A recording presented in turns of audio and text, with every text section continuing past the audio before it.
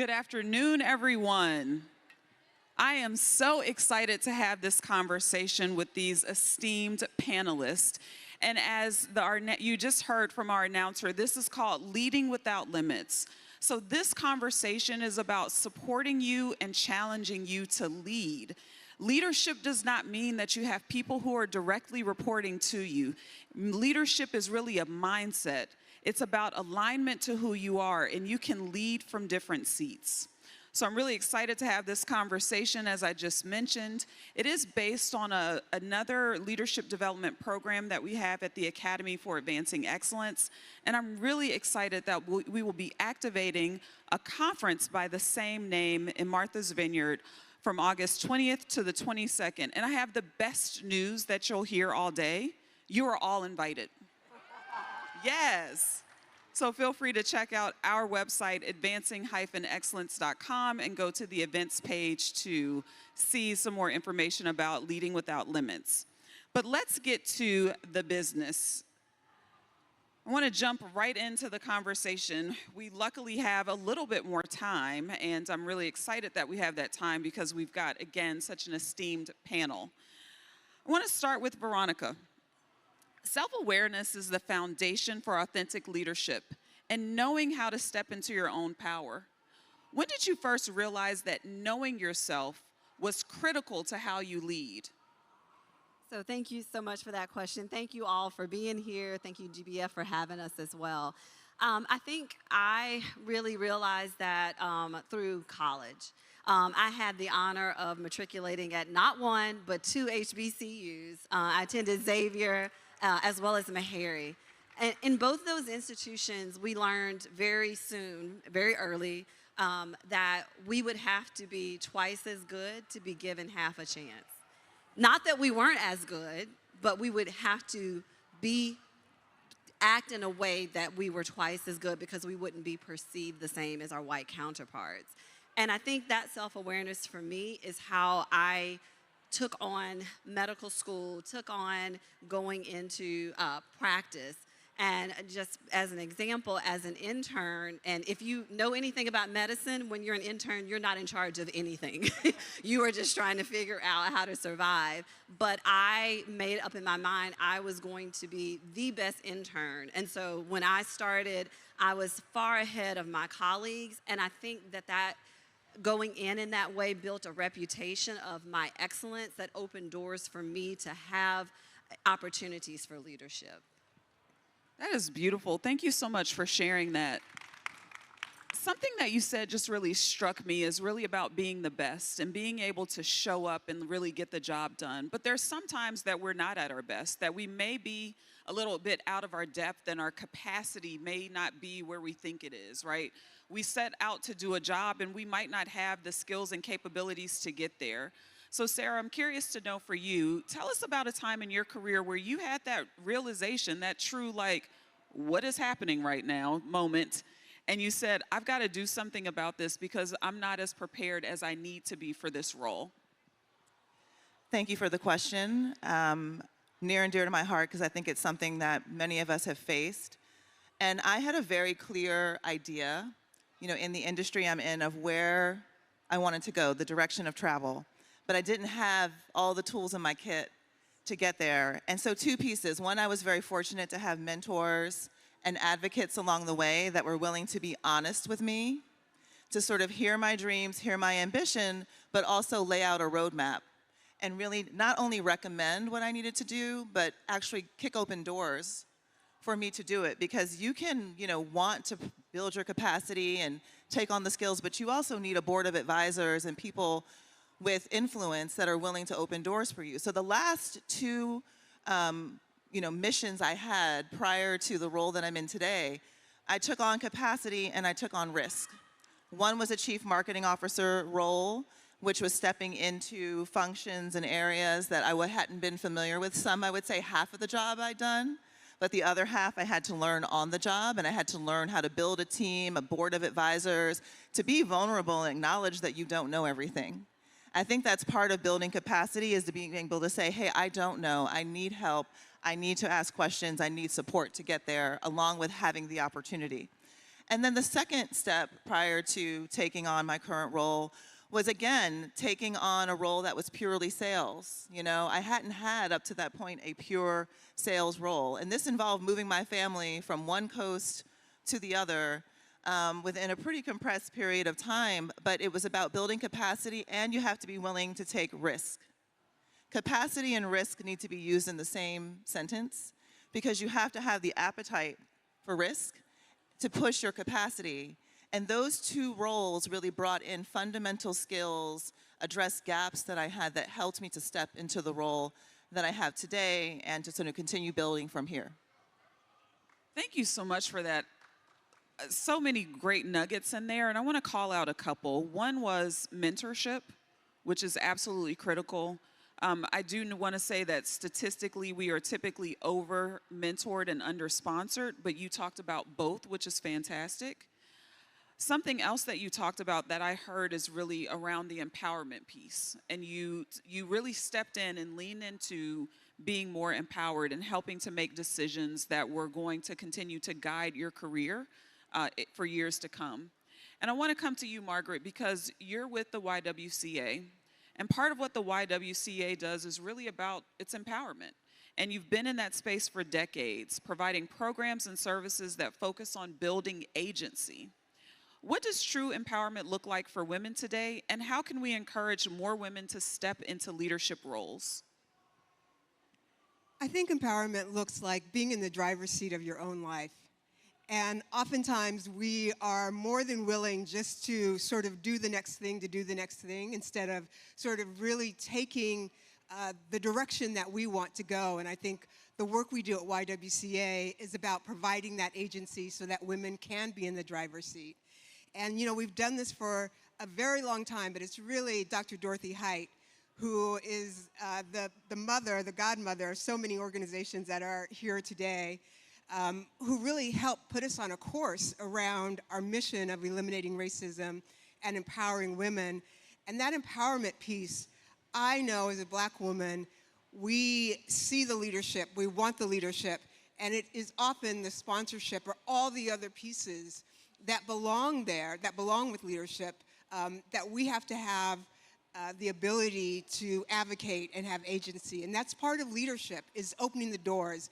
I can only imagine all the doors that Sarah is able to open and not only mentor, but sponsor in a global position that she's in.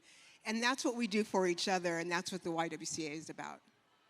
I love to hear that. And I love that there's a place where people can go, women can go to access those resources, because we definitely need that support, because it's not easy being in this body, in this skin. So it's very helpful that we have help and support. And I want to say that sometimes I think the support is the ability to hold the mirror up so you get an accurate reflection.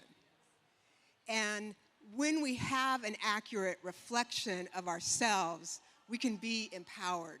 But so often the mirror is distorted because it's not being held for us.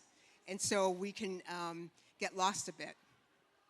Thank you for that nugget. As an executive coach with my clients, I often say we're holding a mirror. I'm going to hold a mirror up for you. And we definitely do need that role, someone to play that role for us. Something else that I think is particularly important, and I feel like Essence Festival is such an amazing reflection of that, is joy. And Dr. Takeisha, I want to come to you because this has been a very joy-filled weekend. But how do you stay grounded and find joy, especially during times of resistance or fear? Thank you for the question, and thank you guys for being here. I think it's essential for us to recognize that the joy that we have felt this weekend is not something that we should do just as a reward, right? We don't come to Essence or to other activations as a reward for joy. That joy is an essential strategy for our success. During the hardest times that we have, that our ancestors have had, they always had the opportunity to find joy. So for myself, as a physician, as a hospital CEO, we are in a very serious business. But to be able to show up as your true, authentic self, you need to also bring what makes you joyful to that workplace, whether that's your family, Whether that for me, I'm in a Mardi Gras crew. I'm a true New Orleans girl. I am a captain, so I dress up with feathers and glitter, and I'm coming. And I'm still the CEO. My voice is hoarse today, as Dr. Gillispie-Bell and I talked about, because I had a lot of joy last night with that Philly joint. But we have to remember that joy is an essential part of our strategy to thrive. We can't survive every day, all of the challenges that we have, without intentionally making sure that we include joy in our day-to-day life. Thank you for that, and I love to hear that you were getting joy from that Philly Joan, because she's amazing. Man, let me tell you, if I could sing, it would be something else. But I really thought I could with Jill last night. We all can. We all can when we're all together. We can sing well. I do want to just spend a little bit more time with you, because I think it's sometimes hard to really truly access that. So when we are, battling with depression, when we feel like the weight of the world is on our shoulders, give us one practice that makes us pause and say, let me find this joy. Just give us an insight there. A great question, right? When a few days ago, when the big ugly bill was being passed, right, and thinking about the weight of the world there, one practice that I have is to sit back and reflect on what are the things in my ecosphere I can control, right? There's so many things that are happening that are outside of our control. What can I actionably do to make me feel like I am fighting or combating whatever that issue is, particularly when those things make us have anxiety or we are depressed? So I really encourage you to think about what's the one thing that you can do during that time, whether that is just to get up out of bed and go get something to eat, whether that is just to go take a walk. What can I do to change the way that I feel, and then be able to get back to the strategy that I have for my life? And if I can just piggyback on that, I was on a panel with one of my great friends from Xavier, Dr. Dawn Brown. She's a psychiatrist. And she made a point that I think we should all consider, that it is okay to not be okay. And everybody is on the mental health spectrum. We are all on the mental health spectrum somewhere. And I think a lot of times as Black women, as women leaders, we don't want to admit when we are struggling, when we are having trouble finding that joy. But it's okay to not be okay, and it's okay to lean into your village and let them know that you're not okay, to get that support that you need to get back to your joy. Thank you both so much for that. I think it's always important when we're sitting in this space that we give people something that's actionable, so that when we're in that space, we know what we can do and we have those options available to us. Something that's going on that can be challenging for people right now is the Black women's unemployment rate. It's showing that we are being disproportionately impacted by today's environment. So Sarah, I'm gonna come to you for this question, but what advice can you give women who find themselves without a job or in transition? So to support that discussion and to build on what we were just saying in terms of being okay with not being okay, backstage we were talking a little bit about the idea that we sit on these panels with the titles that we have and the things that we've done in life, and sometimes people look and say, wow, they must have it all together. And I'm here to tell you, I'll speak for myself, absolutely not. I have faced setbacks, many of them in my life, personally, professionally, as a wife, as a mom, the list goes on, as a Black woman. And I think it's incredibly important that we bring what I like to refer to as this sort of innate strength and spirit that we have, that sometimes it's a love-hate relationship with that strength, okay? And I go through it all the time of like, okay, I am resilient, I am strong, I get a lot of inspiration from my ancestors, the other women in my family, those around me who've inspired me, but sometimes you have to say, I'm struggling and I need to ask for help. So my point number one is, going back to the earlier point, who is on your board of advisors? Who can you bring in to help hack this with you when you are sitting on the sidelines and trying to figure out what your next move is? How do you allow yourself to find joy in even the darkest moments? Because when you are trying to figure out what's next, when everything is on the line, right? It's not that you're trying to figure out what's next and you're reclining and, relaxing by the seaside. People are figuring out how to pay bills, how to take care of their family, what's going to fall apart in the balance, when you're unemployed or trying to figure out how to increase your earnings, et cetera, and beyond. There's a lot. There are people depending on you, right? But even in that, you have to find joy, because if you go into that dark sort of place, it will be a lot harder to present yourself to the world as someone who's ready for next. So finding that joy within, tapping into that strength, but when you don't have it, tapping into the strength of people around you, people that you trust, is so critical and key. You have to market yourself, you have to brand yourself, right? In that moment, sitting there and saying, okay, who am I? Not what does my resume say? And I've gone through this exercise, but who am I? What am I bringing as a person, as a leader, as someone who's influential, as a potential team member, employee to the table? Who am I? Not the sequence of jobs that you've done or things that you've done, but what are your values? What are your leadership qualities? Who are you? And having leadership qualities isn't just because you've been the boss of a lot of people or you've been at a certain level. It's innately what you choose to lead yourself every day, how you show up in community. These are all ways that you can brand yourself. So I encourage you to step away from your resume and really write down on a page, who am I? What do I bring? What energy do I bring? Why am I sort of critical to the environments that I'm proposing to be a part of? So that's key. Creativity is key. Don't always kind of go to what you know or what you're comfortable with. You have to sort of say, where am I going to be pushed and challenged? What's maybe not obvious? If someone says, hey, consider this, consider it. Even if it doesn't feel obvious to you based on what you've done, be willing to take risks. So this is all tied to the capacity point as well, because when you are figuring out next, you have to lean into areas that may feel uncomfortable. You may have to build your capacity. You may have to take an online class or take a class or sit in a seminar so that you are more attractive for that role.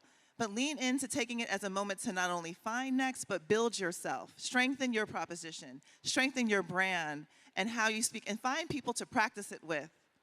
And then the last piece is, don't be willing to ask for the opportunity. I think sometimes people call me, I have a lot of mentees and people who reach out for advice, and I say to them, did you ask for the opportunity? Are you asking me for an opportunity?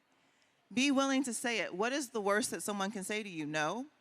Okay, so you pick the pieces up and you keep going, but ask for the opportunity, and when you have the opportunity, make sure you're asking and discussing the hard things. What do you think is fair in terms of compensation? What are the conditions that you need to support your family and your needs every single day, right? Take yourself there, project yourself there beyond the point of yes, to say once I have a yes, then what needs to come with it to make sure that I can live my life, I can find that joy, and that it fits with me holistically. So that creativity, the branding, the empowerment, the board of advisors, and being willing to do things that may not be obvious are the things that can kick doors open, and not to allow self-doubt to take you to a dark place. Know that you deserve to take up the space in the air and that you are great. Say that to yourself every morning, and don't forget it. It's just a season. It's not forever, okay?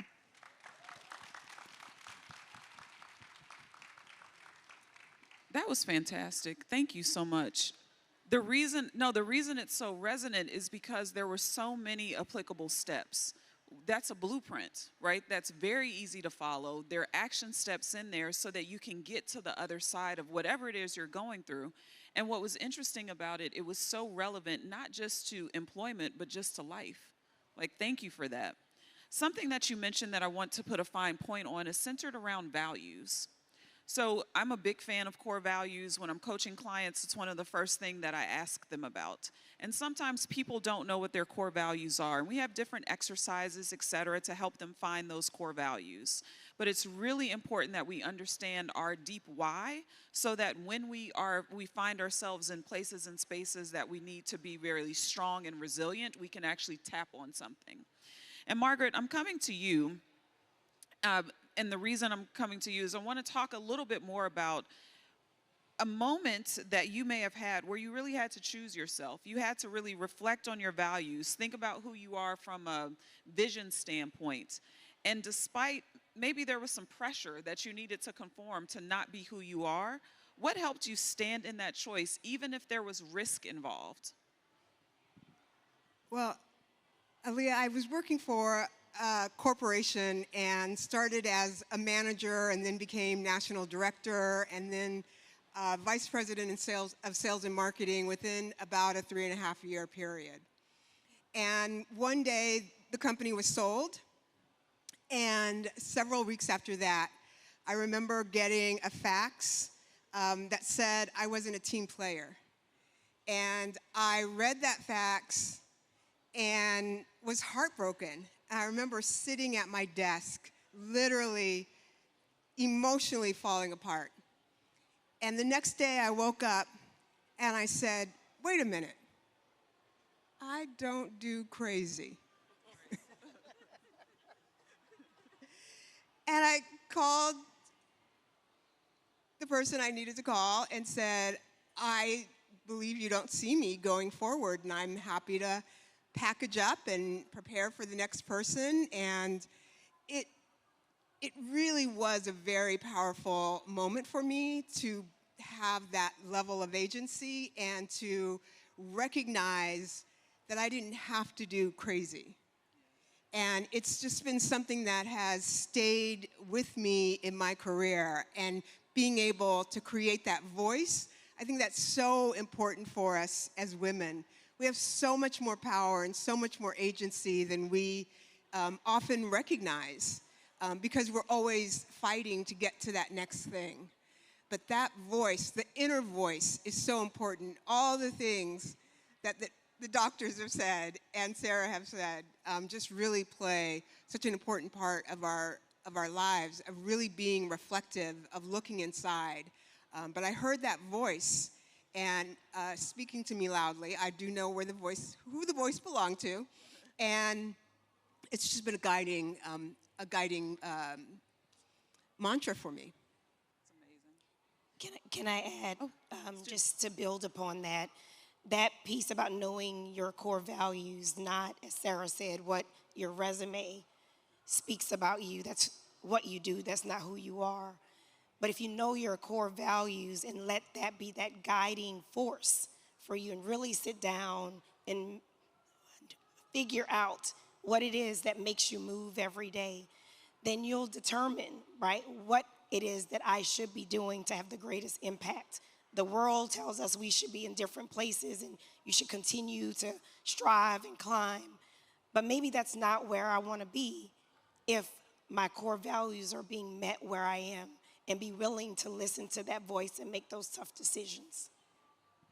Love that. I want to deviate a little bit from our preparation and just talk for a moment, and I know we're getting short on time, just talk for a moment about, tell me about a time when you led without limits, where you were just unmistakably who you were.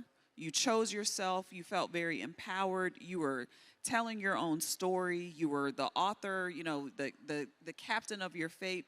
I would like for all of us to share a story when we led without limits. I would say that in this space and in this time, as an OBGYN and a public health expert, I am doing that on a daily basis. I, over the last couple of years, have written op-eds in national media, the New York Times and MSNBC, and my public health position is in state government, and so I always have this feeling of, am I going to get in trouble? Am I going to upset somebody? But I have to go back to, I am in this role because I'm trying to make it better for me.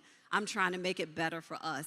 And so regardless of whatever is over my shoulder or whatever fear I have from who is going to be upset in my role in the government, I know because I pray and I am led by God, and I know that I'm making that right decision. And so that is, to me, how I'm leading every day without limits. So for me, I have the pleasure of serving as president and CEO of a small hospital here in New Orleans, which is our only city-owned hospital, but I am the only African-American female CEO of a hospital in the state of Louisiana. So as we speak about leading without limits, making the decision to do that, I had been 10 years as the assistant state health officer. It was a good paying job, as my mama would say. It met my core values of being able to have an impact on those who didn't have a voice. But when I was offered the opportunity to step back into the community that nurtured me and helped to bring back healthcare to that community that had been devastated from Hurricane Katrina, I was met by a lot of mentors who said, why would you ever do that? It seems like a step backwards. And we fast forward 10 years, and we are at the crux of politics and health in our people with the COVID pandemic. And I knew then that I was in the role to be able to lead, to be the first to have our vaccine mobile units put up. Not our large health systems, but my hospital, to be the first to say, this is an epicenter, this is what we need for our people. So I continue to lead without limits and decide every day that I don't need to move to another place. This is the place that my voice has impact, not just on healthcare, but the workforce development, the economic development that needs our voice.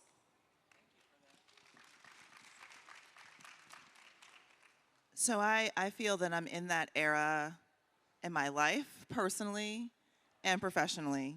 And I think it's come with the passage of time and all of the experiences that I've had that I do feel that I am living without the limitations that I once had. The limitations that were true and concrete, the limitations that were in my own mind. And that's a beautiful thing, and I want to lean even further into this and grow further into this in my life. And I always say I wish I had arrived here sooner, earlier, when I was younger, because I came from the school of, you work twice as hard to get half as far, and, take the good, stable thing, and I really admire the bravery that I see, amongst younger generations of getting there and arriving there early. So if you are a part of that generation or you're in that mindset, stay there and don't ever compromise. In my current role at L'Oreal, I think, L'Oreal gives me a platform to do what I love to do in this industry. I work in the beauty industry. I've been in this industry for a long time. I'm very passionate about connecting the heart of what we do with the consumers that we serve. Making sure that diverse range of consumers feel seen. I hadn't always felt seen growing up, as a young person and looking at the ads and looking at the products and saying, where am I, in all of this? These are products that are part of my life that I connect with emotionally, from the fragrance I wear to the cleanser on my skin, but I don't see anyone like me.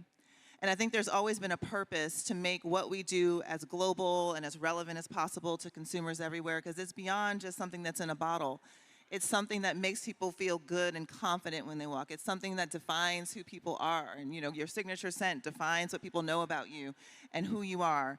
And also the opportunities that it provides employment-wise for women and women of color, from chemists all the way to people who are running brands and behind the camera, in front of the camera, and beyond. So our industry is big and it's bold, but you need people from diverse backgrounds to be at the table to actually sort of make sure that what we're doing is relevant. And so at L'Oreal, I have the platform to do that, and the platform to be authentically myself.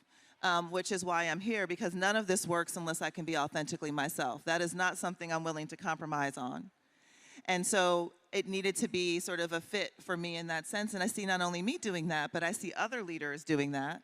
I see the way that we walk the talk. I see the way that sort of consumers can see it because they demand that of us, and they need to feel confident that there are leaders behind the scenes that reflect them and reflect their interests. So I think in life, understanding my purpose and the imprint I want to leave on this earth, because we're here for a season, but professionally, how can I show up as my authentic self, and how does that benefit our end consumer, my team every day, so that they feel that they can be themselves? Because I think there's a thing here about leading without limits. When you lead without limits, when you are authentically yourself, you're actually modeling that behavior for people around you. We have, teams of people every day that see what we do, that are looking to us to model certain values and be an inspiration to them. So we are then inspiring others to lead without limits, to show up as their authentic self. If I don't do that, then I'm saying leave part of yourself at home. We're not interested in that. I'm saying lead with limits instead of without limits. So I'm very cognizant of that every day, of that the more I can step into that era, the more I'm empowering others to step into that era as well, and be uncompromising about finding the partnerships and the platforms that allow you to do just that, versus leaving part of yourself at home and holding back, because that will sort of create stress that will sort of take you down. It will not allow you to really sort of express yourself and blossom and bloom in the way you, and I know both sides of the coin, so I'm saying this from experience, that when you can authentically be yourself, so many doors will open. Absolutely. Thank you so much for that. Margaret, love to hear from you on this. I don't know that I have ever truly experienced leadership without limits. There are limits all around me every single day. There are obstacles in the business, and there are limits that I have to regularly remind myself, hey, I don't have to carry that anymore. And it's always such an important exercise around seeing the limits I place on myself and seeing the limits others project onto me. And honestly, it's just a level of intentionality every single day to keep pushing forward. So much of joy is also a real battle, because part of my legacy is understanding the legacy of slavery in my lineage and the message of work. And while I'm not carrying a cotton bag, hauling cotton, that does translate for me to, you better work 7 days a week. You better work 7 days a week. And that's a limit. What Sarah just said, holding on to creating space. I keep limiting myself, believing that thing, the 7 days a week, is what I need in order to reflect leadership.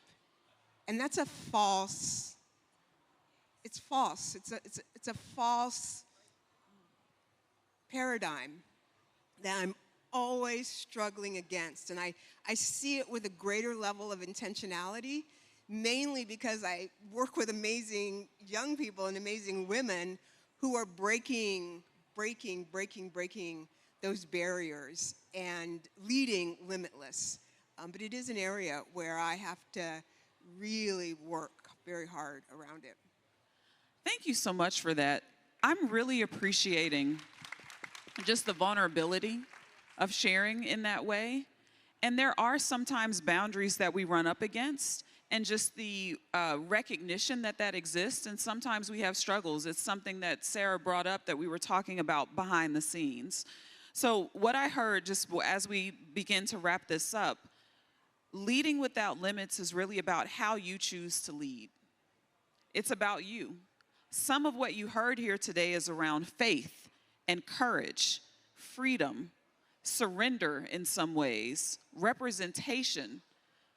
Being authentic is actually contagious. And then there's intentionality. So those are all ways that you can lead without limits. But what's most important is that you get to decide.